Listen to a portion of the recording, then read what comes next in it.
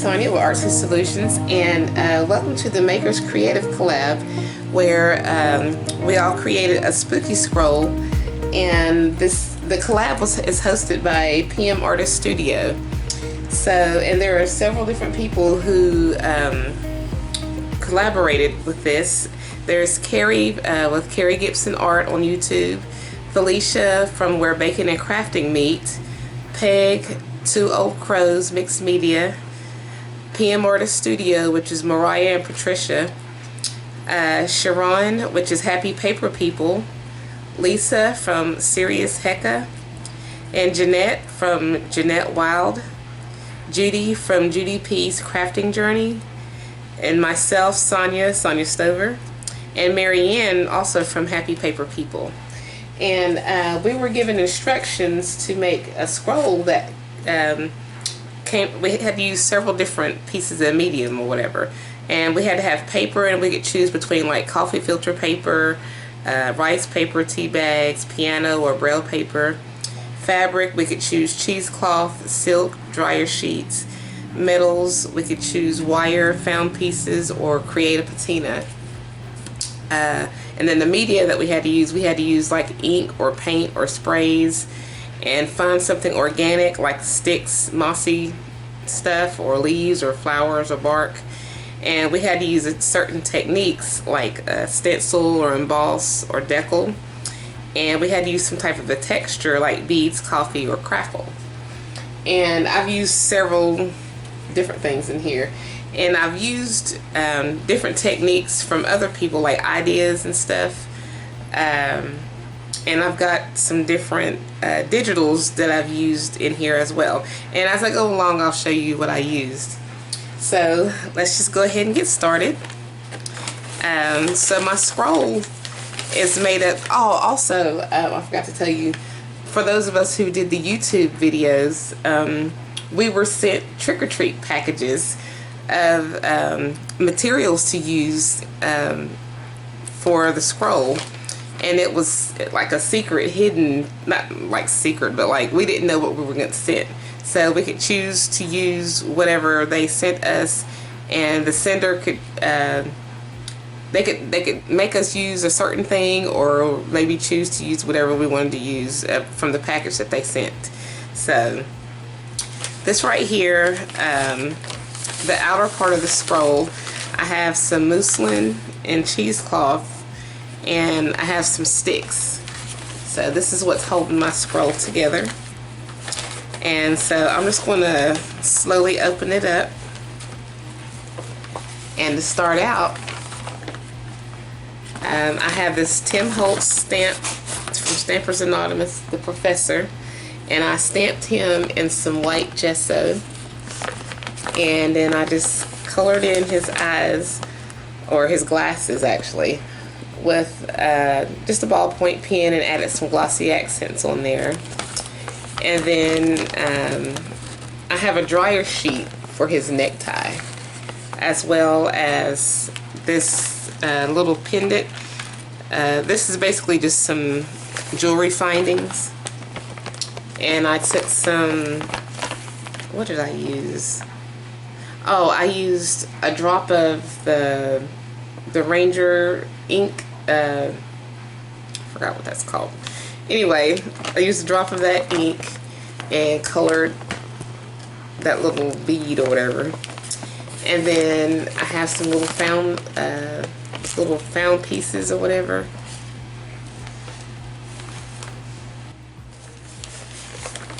These are from the Layers engraving. Layers, these little things right here, this package. And basically all I did with it is just whenever the outer rings of this magnifying glass, and with a ballpoint pen, and then just added some glossy accents to make it kind of pop. And here, this little bat, this comes from Thelisha's. She has a stamp kit. I think it's a it's a Halloween digital stamp kit on her blog, and I'll have a link in the description where I got it from. And then I did some stenciling right here. This, and the stencil I used came from PM Artist Studio on their Etsy shop. And these are the gears, the mask gear cogs. And I used that with some gesso, and I just added some more little, just some watercolor paints and stuff. And then I just did some stamping, and then here with these, I took some more of those layers, Tim Holtz layers, and then just kind of colored in with some. I actually used some red embossing powder and add some glossy accent over top of the embossing powder. I didn't actually emboss, I just added, it was still in its natural form, and I just added some glossy accents over top of it to make it look like there's some red liquid in there. And then I did the same with this, actually I added some paint, watercolor paint, and then added glossy accent over top of it to make it look like some black paint. And then this is just a piece of acetate that's colored, and I just glued it down. So I'm gonna continue on, and so here we have the base of the papers. This background piece is one of the pieces that came from Judy Cheran. She was my partner, and we each had to, we were all given, we received from one person and I received from her, and we sent to another person for the trick-or-treat secret packages. And this is part of something that she had sent. It was like a long paper, and here is some of that paper. It's like I guess is it braille paper? I'm not real sure what it's called, but it was very, very long. So I added some of it to here because I just thought, well, that's perfect for the scroll. Okay, and then I also have my, we also had to use different kind of paper, such as music sheets or piano paper, so I use music sheets for that. And I have some of it spread out through here. And then I've got some moss on here, which is part of the organic. Yeah, we have, so I have my sticks and I've got my mossy stuff. And here is, it's like a little graveyard scenery.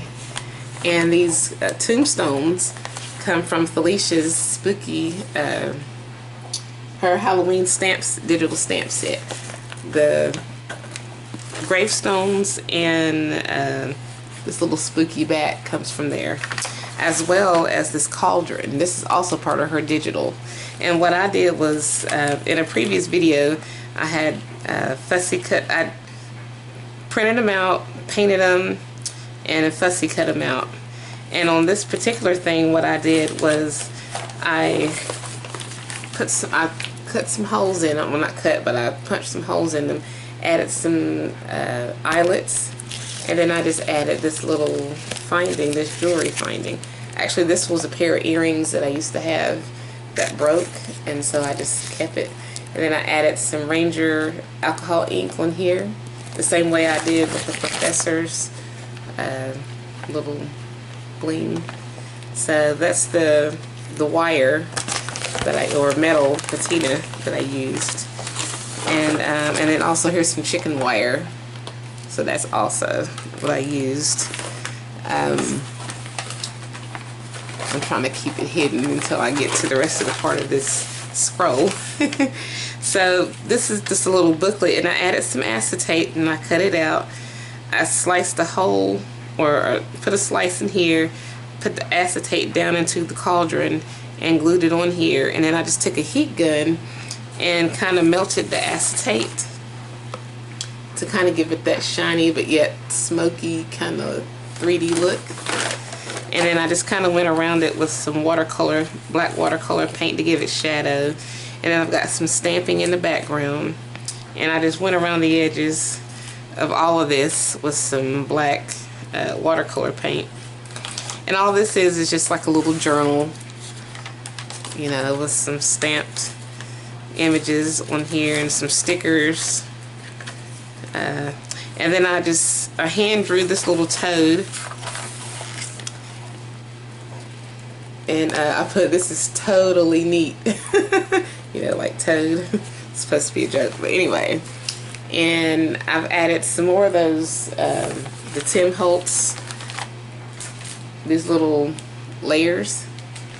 And I just wrote in the word familiars because they're kind of like toads or whatever, for like witches or whatever.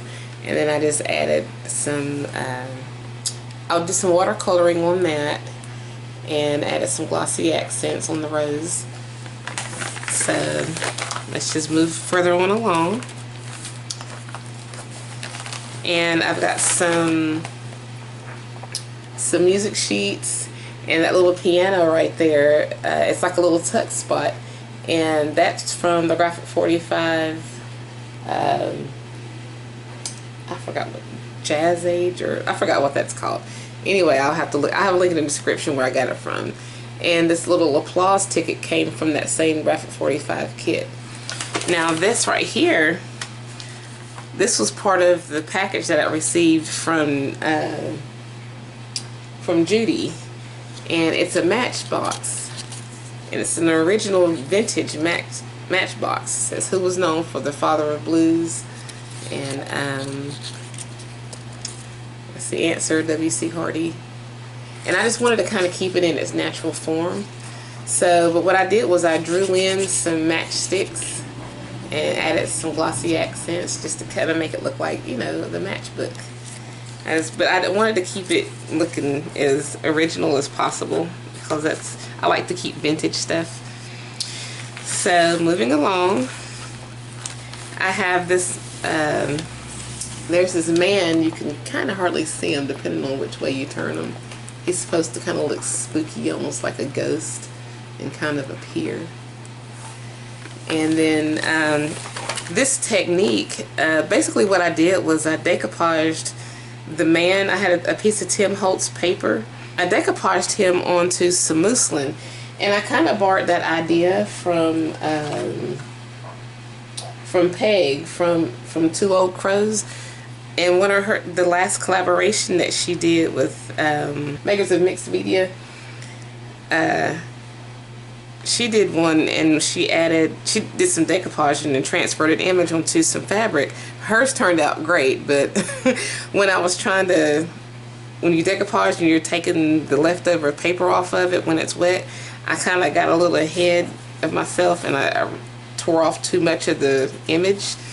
So I tried to fix it and added on some Liquitex clear gel. When I did that, it made it look transparent, and it was really hard to see the image. So I had to kind of improvise. And so I just took an ink pen and kind of drew around where the image is supposed to be. So, and then behind him, there's some muslin. And I also have some dryer sheets that I use just to kind of give it that old spider webby kind of, you know, scary looking look.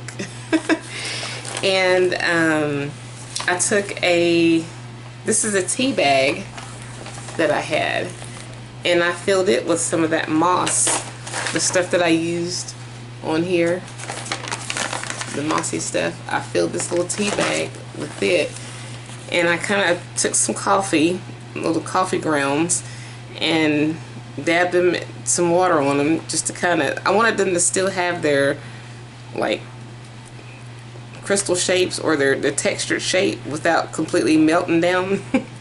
So I did that, and then I added some of that Liquitex gel medium on there to kind of let it stick and dry in its shape. And then I took some black watercolor paint and went around, just kind of give it some shadows and stuff like that. So that's that.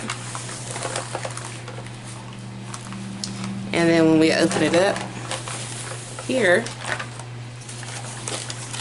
this is also, I received this from Judy. This is so beautiful.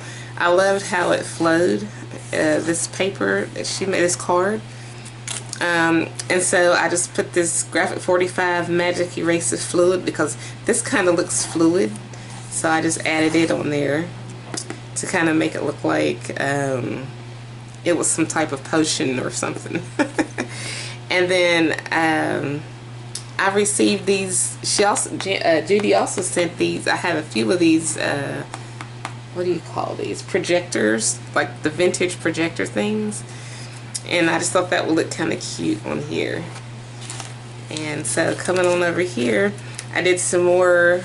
I used the gears from that stencil that I gotten from PM Artist Studio on Etsy, and I used the white gesso, and then I went back over it with some black watercolor, and then I just added some of this cheesecloth, and this is basically it.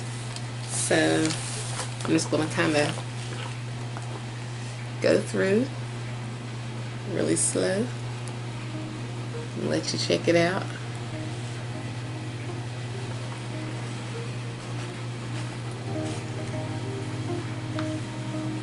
It was a really fun project.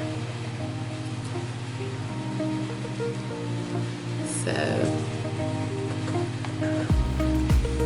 I hope you guys liked it, and be sure to check out the other members, the other fellow collaborators, and I'll have a link in the description where you can find all of them at. And if you haven't already, please check out some of my other videos, my blog, my social media sites, and subscribe to my channel. And as always, I thank you so much for watching.